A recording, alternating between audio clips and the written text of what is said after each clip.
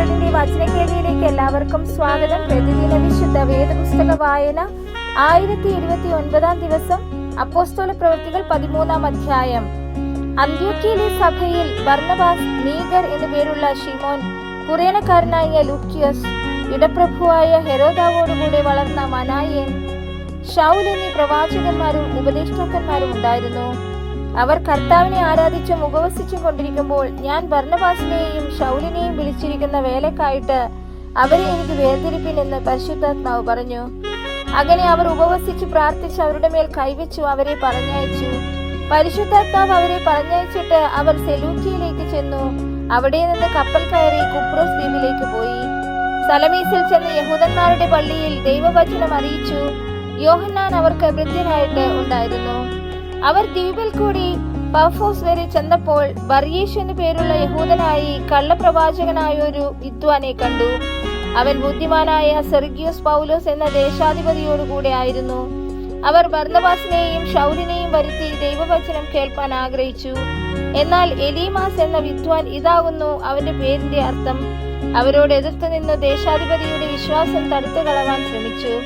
അപ്പോൾ പൗലോസ് എന്നും പേരുള്ള ശൗൽ പരിശുദ്ധാത്മപൂർണനായി അവനെ ഉറ്റുനോക്കി, ഹേ സകല കപടവും സകല ധൂർത്തും നിറഞ്ഞവനെ, പിശാചിന്റെ മകനെ, സർവനീതിയുടെയും ശത്രുവേ, കർത്താവിന്റെ നേർവഴികളെ മറിച്ചു കളയുന്നത് നീ മതിയാക്കിയില്ലയോ? ഇപ്പോൾ കർത്താവിന്റെ കൈ നിന്റെ മേൽ വീഴും. നീ ഒരു സമയത്തേക്ക് സൂര്യനെ കാണാതെ കുരുടനായിരിക്കുമെന്ന് പറഞ്ഞു. ഉടനെ ഒരു തിമിരവും ഇരുട്ടും അവന്റെ മേൽ വീണു. കൈപിടിച്ച് നടത്തുന്നവരെ തിരഞ്ഞുകൊണ്ട് അവൻ തപ്പി നടന്നു.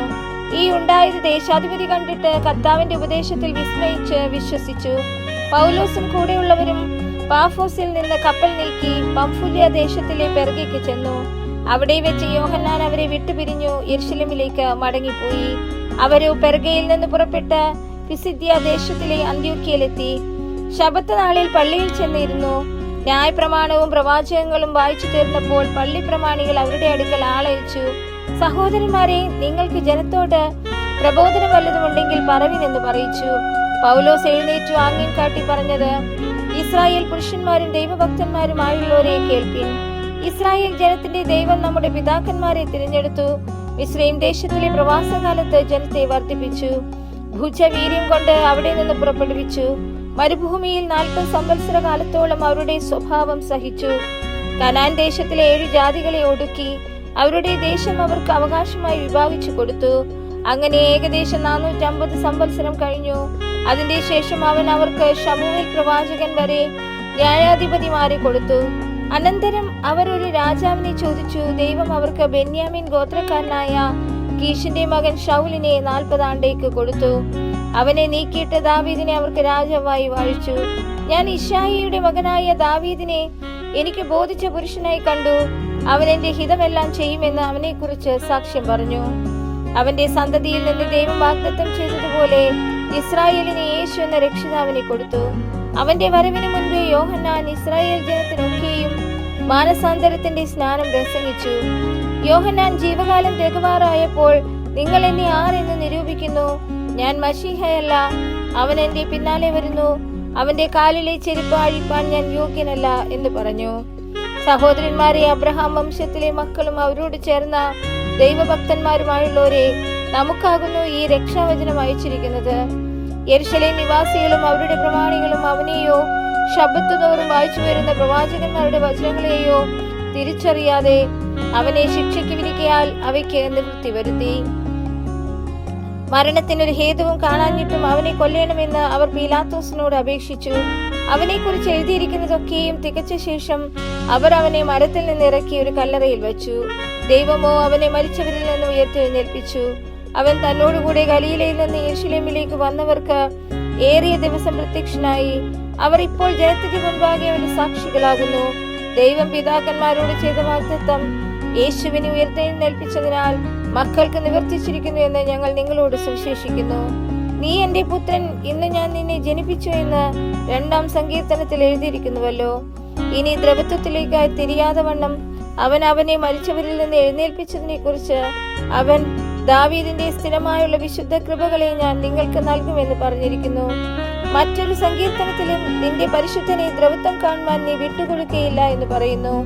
ദാവീദ് തന്റെ തലമുറയിൽ ദൈവത്തിന്റെ ആലോചനയ്ക്ക് ശുശ്രൂഷ ചെയ്ത ശേഷം നിദ്ര പ്രാപിച്ച് തന്റെ പിതാക്കന്മാരോട് ചേർന്ന് ദ്രവത്വം കണ്ടു. ദൈവം ഉയർത്തെഴുന്നേൽപ്പിച്ചവനോ ദ്രവത്വം കണ്ടില്ല.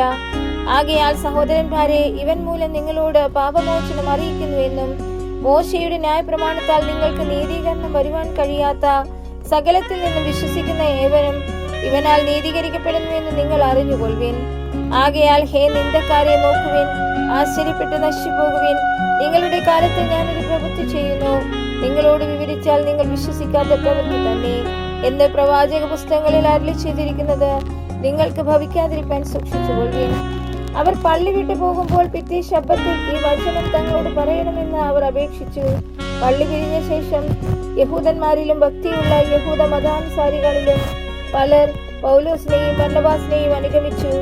അവർ അവരോട് സംസാരിച്ചു, ദൈവകൃപയിൽ നിലനിൽക്കേണ്ടതിന് അവരെ ഉത്സാഹിപ്പിച്ചു. പിറ്റേ ശബ്ദത്തിൽ ഏകദേശം പട്ടണം മുഴുവനും ദൈവവചനം കേൾപ്പാൻ വന്നുകൂടി. യഹൂദന്മാരോ പുരുഷാരത്തെ കണ്ട് അസൂയ നിറഞ്ഞവരായി ദുഷിച്ചുകൊണ്ട് പൗലോസ് സംസാരിക്കുന്നതിന് എതിർ പറഞ്ഞു. അപ്പോൾ പൗലോസും ബർന്നബാസും ധൈര്യം പൂണ്ടു, ദൈവവചനം ആദ്യം നിങ്ങളോട് പറയുന്നത് ആവശ്യമായിരുന്നു. എന്നാൽ നിങ്ങൾ അതിനെ തള്ളി നിങ്ങളെ തന്നെ നിത്യജീവൻ അയോഗ്യരെന്ന് വിധിച്ചു കളയുന്നതിനാൽ ഇതാ ഞങ്ങൾ ജാതികളിലേക്ക് തിരിയുന്നു. നീ ഭൂമിയുടെ അറ്റത്തോളവും രക്ഷാകേണ്ടതിന് ഞാൻ നിന്നെ ജാതികളുടെ വെളിച്ചമാക്കി വച്ചിരിക്കുന്നു എന്ന് കർത്താവ് ഞങ്ങളോട് കൽപ്പിച്ചിട്ടുണ്ട് എന്ന് പറഞ്ഞു. ജാതികൾ ഇത് കേട്ട് സന്തോഷിച്ചു, ദൈവവചനത്തെ മഹത്വപ്പെടുത്തി. നിത്യജീവനായി നിയമിക്കപ്പെട്ടവർ എല്ലാവരും വിശ്വസിച്ചു. കർത്താവിന്റെ വചനം ആ നാട്ടിലെങ്ങും വ്യാപിച്ചു. യഹൂദന്മാരോ ഭക്തിയുള്ള മാന്യ സ്ത്രീകളെയും പട്ടണത്തിലെ പ്രധാനികളെയും ഇളക്കി പൗലോസിന്റെയും ബർന്നബാസിന്റെയും നേരെ ഉപദ്രവം ഉണ്ടാക്കി. അവരെ തങ്ങളുടെ അതിരുകളിൽ നിന്ന് പുറത്താക്കി കളഞ്ഞു. എന്നാൽ അവർ തങ്ങളുടെ കാലിലെ പൊടി അവരുടെ നേരെ തട്ടിക്കളഞ്ഞു. ഇക്കോന്യയിലേക്ക് പോയി. ശിഷ്യന്മാർ സന്തോഷവും പരിശുദ്ധാത്മാവും നിറഞ്ഞവരായി തീർന്നു.